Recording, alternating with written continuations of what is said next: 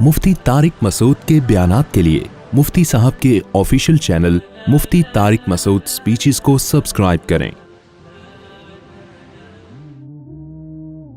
तो ये पाकिस्तान का जो फ्यूचर है ना, ये बहुत डेंजर, हर लिहाज से सेहतों का भी बेड़ा गर्क होने वाला है, मजहब का भी बेड़ा गर्क होने वाला है। सियासत का तो हो चुका है बेड़ा गर्क। सियासत में जो अभी उखाड़ पिछाड़ चल रही है, इसका तो पता नहीं क्या अंजाम होगा आगे चल के। भाई कोई भी सियासत में सही हो गलत हो, नुकसान किसको हो रहा है? कंट्री को हो रहा है ना, नुकसान तो मुल्क को हो रहा है। तो पहले मुल्क तो देखो ना यार,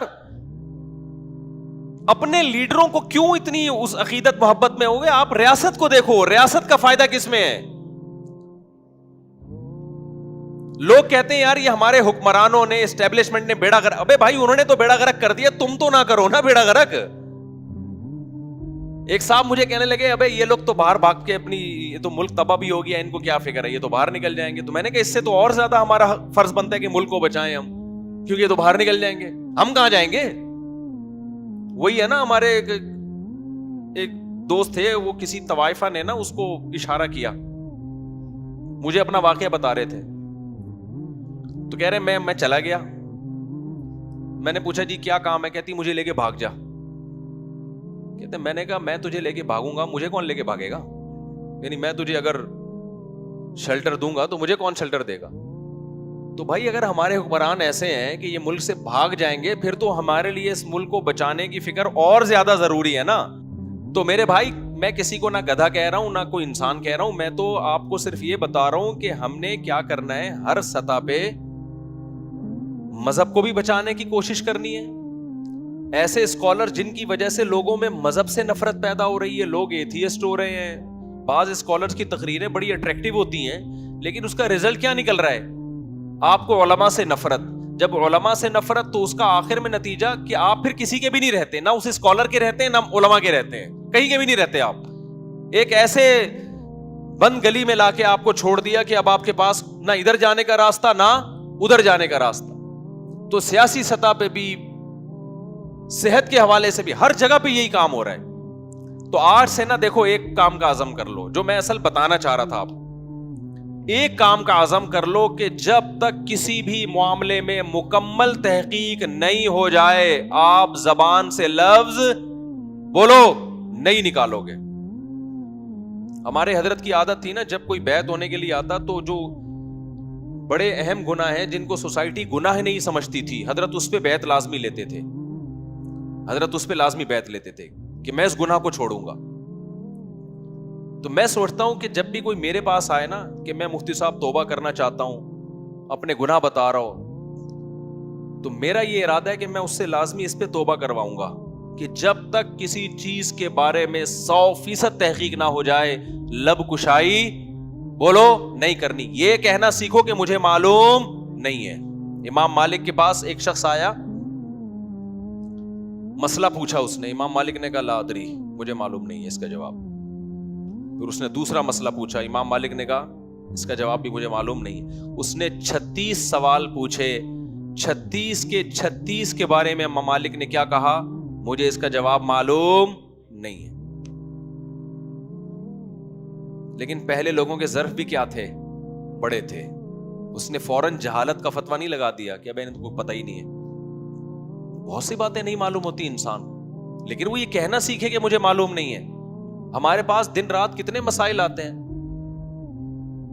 मैं अपने छोटों से पूछ रहा होता हूं, यार ये मेरे जहन में इसका जवाब नहीं। अपने शागिर्दों से, यार जरा बताओ इसका क्या जवाब है, तहकीक करो इस। हमें तो 20 साल हो गए तहकीक के काम में, लेकिन अभी भी हम जब आते हैं सवाल, तो हम 50% सवालात ऐसे होते हैं जिसका मैं कहता हूं कि यार इसका इस वक्त मुझे जवाब मालूम नहीं है। एक दफा हजरत मुफ्ती तकी उस्मानी साहब को मैंने कॉल की, पुरानी बात है, मैंने हजरत से मसला पूछा। हजरत ने फरमाया इस वक्त मुझे उसका जवाब मालूम नहीं है, आप दारुल उलूम कुरंगी में सवाल लिख के जमा करा दें, तहकीक हो जाएगी। कि सारे बड़े उलमा ये। लेकिन आज ऐसे लोग आ रहे हैं, जो पूछो ठक से जवाब बोलो, इधर पूछा उधर जवाब, इधर पूछा उधर। हकीम देख लो, एक हकीम के साथ मेरा सफर हुआ, मैं जो पूछ रहा हूं ना सेहत की बात, उसके पास उसका जवाब है। मुझे लगा ये फेंकू है। हालांकि लोग समझ रहे होते हैं बहुत एक्सपर्ट है, लेकिन आप تھوڑا سا تجربہ ہو نا آپ کا تو پھر آپ کو اندازہ ہو جائے گا کہ جو ایکسپرٹ ہوتا ہے نا اس کے پاس ہر بات کا جواب نہیں ہوتا. میں اس حکیم سے پوچھ رہا ہوں کہ بھئی ایسا کیوں ہوتا ہے؟ وہ کہ ایسا اس لیے ہوتا ہے. پھر میں نے کہا ایسا کیوں ہوتا ہے؟ کہتا ہے ایسا اس لیے ہوتا ہے. ایسا کیوں ہوتا ہے؟ میں نے اس کے اسپیشلسٹ ڈاکٹروں سے پوچھا تو ڈاکٹر نے کہا کہ میں اصل میں اس میں کوئی صحیح رائے نہیں دے سکتا مفتی صاحب, اس بارے میں مجھے بڑی تحقیق کرنی پڑے گی.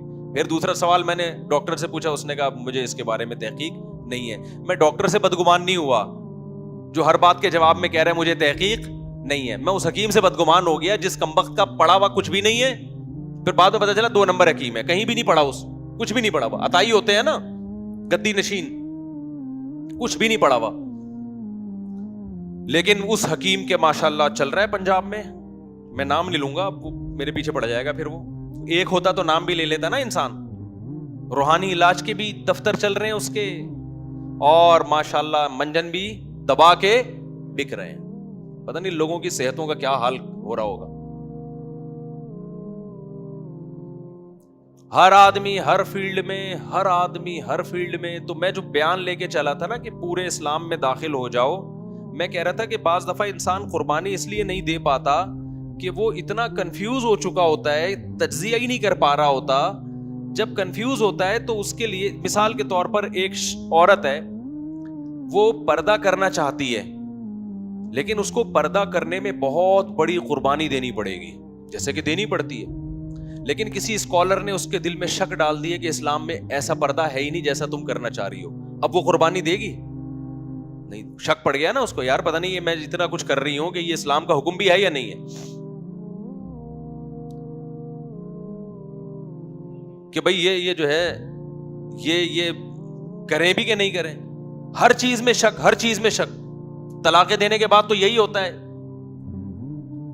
3 طلاقیں دینے کے بعد جب فتویٰ دیا جاتا ہے نا کہ طلاقیں ہو گئی ہیں, بہت بڑی قیامت ٹوٹتی ہے میاں بیوی پہ. وہ قربانی دینے کے لیے تیار ہو جاتے ہیں کہ یار جب اللہ رسول کا حکم ہے ہم زنا نہیں کر سکتے. کہیں سے فتویٰ مل جائے گا 3 کتنی ہے 1. اب شک پیدا ہو گیا نا, اب کہتے ہیں یار اب یقینی حکم تو نہیں ہے. یہ ہر چیز میں کیا ہو رہا ہے. یہ اس زمانے میں نا اسلام کے ساتھ جو سب سے بڑا ظلم ہو رہا ہے وہ اس زمانے میں ان نام نہاد مذہبی اسکالرز کی وجہ سے ہو رہا ہے کہ ہر چیز کو انہوں نے کیا کر دیا, شک ڈال دیا. تراویح کا دیکھ لو, امت ہمیشہ سے 20 رکعت پڑھتی آئی ہے. رمضان میں لوگ قربانیاں دیتے تھے کہ یار سنت ہے, اتنا ثواب ملتا ہے. اب اس میں کیا ہے, شک. یار پتہ نہیں 20 ہیں 8 ہیں جی, کوئی 13 کہہ رہا ہے, کوئی 8 کہہ رہا ہے, کوئی کچھ کہہ رہا ہے. شک پڑ گیا اس میں. پھر چلو یہاں تک بھی غنیمت تھا کہ یار پڑھ تو رہا ہے. ایک شک یہ ہے کہ ہے بھی کہ نہیں ہے. غامدی صاحب کو سنو تو وہ کہہ رہے ہیں تراویح سرے سے کوئی چیز, اور اتنے کانفیڈنس کے ساتھ اتنی غلط بات کہہ رہے سرے سے کچھ ہے ہی نہیں, ایسے بنایا ہوا ہے. اب بتاؤ کیا نتیجہ, کیا اس کا فیوچر میں رزلٹ کیا آئے گا؟ صرف وہ لوگ بچیں گے جن کا علماء سے گہرا تعلق ہے, صرف وہ بچیں گے اسلام پہ. یہ میری پیش گوئی ہے, باقی سب برباد. کیونکہ آگے پھر اتنی شاخیں نکلیں گی نا, اتنی شاخیں کہ آپ کی سوچ ہے, اتنی شاخیں نکلیں گی. وہ میں نے کہا تھا نا کہ یہ خواتین جو صفا مروہ پہ دوڑتی ہیں, چلتی ہیں, دوڑتی نہیں ہیں, ایسے اسکالرز بھی پیدا ہوں گے جو کہیں گے دوڑیں. کیونکہ حدیث میں ہمیں کہیں نہیں ملتا پیغمبر کا حکم کہ نہ دوڑیں. حدیث میں تو یہ کہ جیسے میں حج کر رہا ہوں ویسے حج کرو.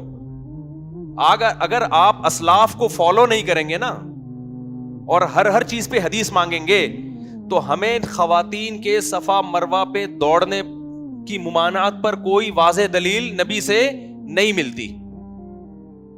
تو میں نے یہ پیشگوئی کی تھی, دیکھنا فیوچر میں ایسے اسکالرز پیدا ہوں گے جو کہیں گے عورت بھی وہاں پہ دوڑے گی. اور میں نے نیٹ پہ دیکھا ایسے اسکالر پیدا ہو چکے ہیں, اور وہ ہیں بھی ایسے نہیں جو مشہور نہ ہو. دنیا ان کو فالو کرتی ہے, ان کا فتویٰ آ گیا ہے کہ بھئی عورت بھی دوڑے گی. یہ آہستہ آہستہ چلے گی. یہ کہاں سے ثابت ہے؟ اور دلیل یہی دے رہے ہیں کہ حضرت ہاجرہ تو عورت تھیں, وہ تو دوڑی تھیں. اب اس کا مطلب کیا ہوا؟ یہ پوری امت اب تک کیا کھا رہی تھی؟ گھاس کھا رہی تھی. اس کو تو پتہ ہی نہیں تھا کہ عورت نے چلنا ہے کہ دوڑنا ہے. تو یہ آہستہ آہستہ اسلام کیا ہو رہا ہے؟ چینج. اس کو روکنے کا طریقہ کیا ہے بھائی؟ اسلاف اور ان کے جو طریقہ صدیوں سے متواتر چلا آ رہا ہے نا, اس سے چمٹ جاؤ, اس سے دائیں بائیں جانے کی کوشش مت کرو, ورنہ کنفیوژن کا ایک لامتناہی سمندر ہے, اس دلدل میں ایسا پھنسو گے نسلیں تباہ ہو جائیں گی تمہاری. اور آپ جس اسٹیپ پہ آگے جاؤ گے نا امت کو چھوڑ کر, آپ کی اولاد اس سے 2 اسٹیپ اور آگے ہوگی, اس کی اولاد اس سے 4 اسٹیپ اور آگے ہوگی, آگے پھر بریکیں فیل ہیں. تو پہلے میں جو بات کر رہا تھا جلدی سے سمیٹ کے ختم کرتا ہوں, اپنی کنفیوژن دور کرو اسلام کے بارے میں, تاکہ آپ اسلام کے کسی حکم پہ جب قربانی دینا چاہو نا تو آپ کو 100% اعتماد ہو کہ میں جو قربانی دے رہا ہوں یہ بالکل درست. ایک عورت اگر پردہ کرتی ہے اس کو 100% اطمینان ہونا چاہیے کہ واقعی پردہ کس کا حکم ہے, اللہ کا حکم ہے. وہ ایسے اسکالرز کی تقریریں سن کے دماغ نہ خراب ہوا ہو کہ اس کو لگ رہا ہو کہ پتہ نہیں یہ اسلام میں ہے بھی کہ نہیں ہے. آپ اگر رمضان کا روزہ رکھ, آپ کا کل امتحان ہے اور آپ کو پتہ ہے کہ روزہ رکھ کے میرے لیے تیاری کرنا بہت مشکل, لیکن آپ کو یقین ہو کہ پھر بھی روزہ مجھ پہ فرض ہے, تو آپ رکھو گے. اگر آپ نے کسی ایسے اسکالر کی تقریر سن لی کہ جو کہہ رہے ہو کہ کل آپ کا پیپر ہے تو روزہ چھوڑ سکتے ہیں, اب آپ کے لیے روزہ رکھنا مشکل کام ہو جائے گا. آپ کنفیوز ہو کے پتہ نہیں اس قربانی پہ مجھے ثواب بھی مل رہا ہے کہ نہیں مل رہا. سمجھ میں آ رہی ہے بات کہ نہیں آ رہی؟ دیکھو یوسف علیہ الصلوۃ والسلام کو عزیز مصر کی بیوی نے بند کمرے میں زنا کی دعوت دی. یوسف علیہ السلام کو یہ یقین تھا کہ یہ حرام ہے, لہذا یوسف علیہ السلام کے دل میں خواہش ہوئی, اس کے باوجود اپنے آپ کو گناہ سے بچایا. اگر یوسف علیہ السلام کنفیوز ہوتے اور یا کوئی یوسف علیہ السلام کی جگہ کوئی اور شخص ہوتا اور شیطان اس کو یہ پٹیاں پڑھانا شروع کر دیتا کہ دیکھو زنا جو اسلام میں حرام ہے, یہ قرآن میں حرام ہے, وہ تو نارملی حرام ہے نا, وہ تو ایک نارملی, تم تو ابھی ڈپریشن میں جا رہے ہو, تمہارے لیے یہاں رشتہ ملنا مشکل ہے, اور عورت خود دعوت دے رہی ہے, کچھ زنا بالجبر بھی نہیں ہے, وہ بھی راضی ہے. ایکچولی اسلام میں تو زنا اس لیے حرام تھا کہ عورتوں کا اس سے جو ہے نا وہ راضی نہیں ہوتی تو ریپ کے واقعات ہونا شروع ہو جاتے ہیں, تو یہ ہو جاتا ہے, اور ایکچولی کر کے بیڑا غرق کر دیا جاتا. پھر زنا سے بچنا ممکن تھا؟ پھر تھوڑی ممکن تھا. یہ کسی ڈاکٹر کی تحقیق پڑھ لیتے کہ جو ہے نا وہ ٹینشن ریلیز کرنے کے لیے ضروری ہے, اور پھر اس تحقیق کی بیس پر آپ کہتے ہیں کہ اسلام چونکہ حدیث میں آتا طاقتور مومن اللہ کو کمزور سے زیادہ محبوب ہے, تو ایکچولی جب میں یہ کام کر لوں گا تو مجھے ڈپریشن سے نجات ملے گی, صحت میری اچھی ہوگی, اور حدیث میں آتا طاقتور مومن کمزور مومن سے زیادہ محبوب, تو میری صحت اچھی ہوگی تو میں اللہ کو زیادہ محبوب ہو جاؤں گا. تو دلائل کے تانے بانے تو جب شیطان پٹیاں پڑھاتا ہے ہر طرح کے مل جاتے ہیں, لیکن نہیں, یوسف علیہ السلام کو معلوم تھا لا تقربوا الزنا. زنا کیا ہے بھائی, اس کے بارے میں 2 رائے بولو نہیں ہے. مسئلہ حیا کے خلاف ہے. بعض خواتین پوچھتی ہیں جن کے شوہر سال 2 سال گھروں سے باہر رہتے ہیں. ابھی اللہ کا شکر ہے اتنا لبرل اسکالر نہیں آئے ہیں کہ مجبوری میں زنا کو بھی حلال کر دیں. اور یاد رکھو متع اور زنا ایک ہی چیز کے 2 نام ہیں, یہ الگ الگ چیزیں نہیں ہیں. لوگ کہتے ہیں نہیں متع میں گواہ بھی ہوتے ہیں, زنا میں گواہ نہیں ہوتے, تو اس کا مطلب زنا پہ 2 بندوں کو گواہ بھی بنا لیا آپ نے, یہ تو اور غلط زنا ہو گیا نا. یہ یعنی زنا تو اور زیادہ برا زنا ہو گیا کہ متع ٹیمپریری آپ اس سے 2-3 گھنٹے کا 1 ہفتے کا ایگریمنٹ کر رہے ہو اور اس پہ 2 بندوں کو گواہ بھی بنا لیا, تو یہ تو ایسے جیسے زنا پہ گواہ بنا لیا آپ نے. تو اب بعض خواتین جن کے شوہر باہر رہتے ہیں وہ یہ پوچھتی ہیں, مسئلہ بے حیائی کا دور ہے نا, انٹرنیٹ پہ کیا کیا کچھ فحش دیکھا جا رہا ہے, تو وہ کہتے ہیں ہم کسی بھی طریقے سے کیا اپنی خواہش پوری کی جا سکتی ہے, ہمارے لیے کوئی گنجائش ہے زنا سے علاوہ؟ تو میں جب جواب دیتا ہوں بھائی یہ جائز نہیں ہے. آگے سے سوال ہوتا ہے پھر ہم کیا کریں بھائی, ہمارے تو شوہر ہی 1.5-2 سال کے بعد آتے ہیں. بھائی صبر کریں, اس کے علاوہ آپ کے پاس کوئی آپشن نہیں ہے. یا شوہر سے لڑیں کہ شادی ہوئی ہے تو یہاں رہو. لیکن اگر ایک عورت کو کنفیوژن پیدا ہو جائے کہ ایسی مجبوری میں میرے لیے جائز ہے, تو پھر وہ قربانی نہیں دے. کوئی اسکالر آ کے کنفیوژن پیدا کر دے, تو مارکیٹ میں اسکالرز ہول سیل کے حساب سے میرے بھائی چل رہے ہیں. اس کا نقصان یہ ہو رہا ہے کہ ہر مسئلے میں کنفیوژن پیدا ہو رہی ہے, ہر مسئلے میں تردد پیدا ہو رہا ہے. اس کی وجہ سے آپ کو پھر موٹیویشن نہیں ملتی عمل کرنے کے لیے. تو ایسے لوگوں کو سننا چھوڑ دو جو آپ کو کنفیوز کر رہے ہیں. یہ جو کہا جاتا ہے نا سنو سب کو، یہ نعرہ صرف بتانے کی حد تک اچھا ہے، لیکن حقیقت یہ ہے کہ اگر آپ نے جو جس چیز کا اہل ہے، مثال کے طور پر میڈیکل سائنس کے بارے میں ڈاکٹروں کو سننے کے بجائے آپ نے سائنسدانوں کو سننا شروع کر دیا تو کنفیوژن ہوگی کہ نہیں ہوگی؟ ہم کہہ رہے ہیں یقیناً سب کو سنو، لیکن ان سب کو سنو جو اس کے اہل ہوں۔ میڈیکل سائنس میں ایک ڈاکٹر کو مت سنو، 20 ڈاکٹروں کو سنو، لیکن ہونے تو ڈاکٹر چاہیے نا سارے۔ آپ نے کیا کیا، جو مکینک تھا اس کو بھی سننا شروع کر دیا آپ نے میڈیکل سائنس میں، تو وہ تو کنفیوز کرے گا آپ کو۔